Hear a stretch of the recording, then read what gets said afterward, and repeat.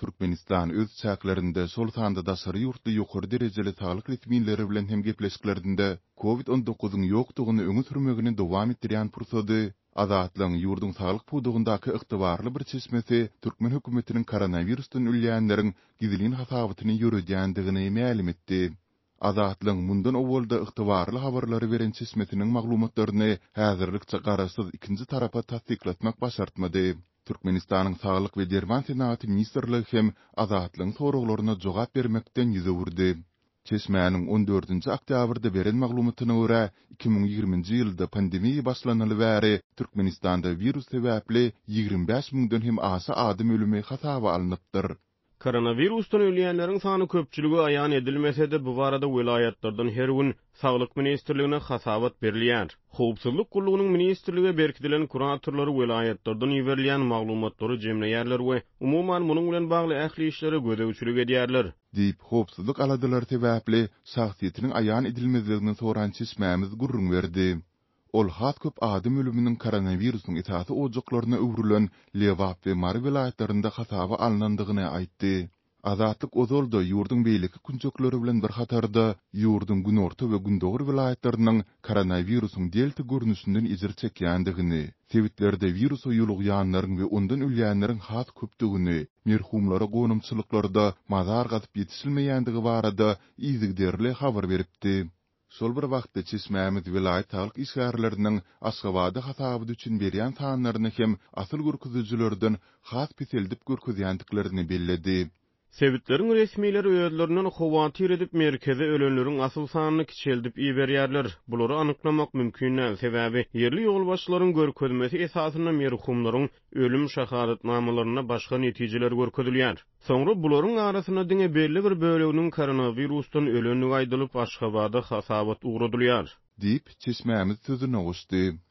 Ýatlatsak azatlyň ýurdun durly kunjoklaryndaky habarçylary lukmanlar COVID-19 keselini agdamazlygy we diagnoz goýmazlygy, koronavirusdan helak bolanlaryň ölüm netijelerini ýürek näsazlygy ýaly başga alamatlary görkezmek üçin dilden buyruk berilýändigi barada habar beripdiler.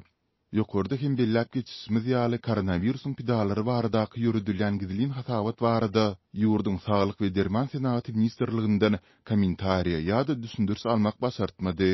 Azatlyň ýerli habarçylarynyň we çeşmeleriniň maglumatlaryna görä, pandemiýa Türkmenistanyň saglygy saklaş ulgamynyň ilatyň saglygy bilen bagly synaglary düýpden taýýar däldigini görkezdi. Türkmen häkimetleri syzyp çykýan ölüm, keselçilik, derman ýetmezligi baradaky howsalaly habarlary düşündürs bermeýärler we umumlykda ýurdun koronavirusdan tapdygyny tasdiklamagyny dowam etdirýärler. Geçen hepde Türkmenistanyň prezidenti Gurbanuly Berdimuhammedow Aşgabatda bütün dünýä saglyk guramasynyň Ýewropa sebiti boýunça idarasynyň direktory Hans Kluge bilen duşsugynyň dowamında ýurdun koronavirusdan azatlygy baradaky öňe sürmesini ýene bir gezek tekrarlady. Newet wagtynyň görülen çäre netijesinde ýeti ýokaş keselin virusdan bizim ýurdumyzda aralaşmagy. Bu hem ýaýramagyna ýol berildi. Ol häzirki güni çelini ilatyň eýäm 70 götürümden gowragynyň tanjym edilendigini hem aýtdy. Şol bir wagtda iň azyndan TDH-nyň maglumatyna görä, BSG-nyň ýokary derejeli resmiýeti ýurtdaky koronavirusyň asyl ýagdaýy baradaky garaşsyz nisirlerde beýan edilýän maglumatlary agdaman Berdimuhammedow virus bilen alınıp barýan tagallalary hoşallyk bildiripdir. TDH-nyň bu duşsuzlyk boýunça 8-nji oktýabrda çap edilen habarynda Klugeniň Berdimuhammedow köp uğurlu hyzmatdaşlygy netijeli çemeleşýändigi hemde täze görnüşli koronavirus ýokunjunyň ýaýramagyna garşy görüşmek boýunça umumy tagallalar üçin tüýs ýürekden hoşallyk bildirendigi aýdylýar. Şeýle-de Kluge Türkmenistanyň bu howply ýokunç kesele garşy görüşmekde öňdäki urunlaryň birini eýelýändigini kanagatlanma bilen belläpdir. Bilen ýurdumyzyň bu howply ýokunç kesele garşy görüşmekde öňdäki urunlaryň birini eýelýändigi kanagatlanma bilen belledi.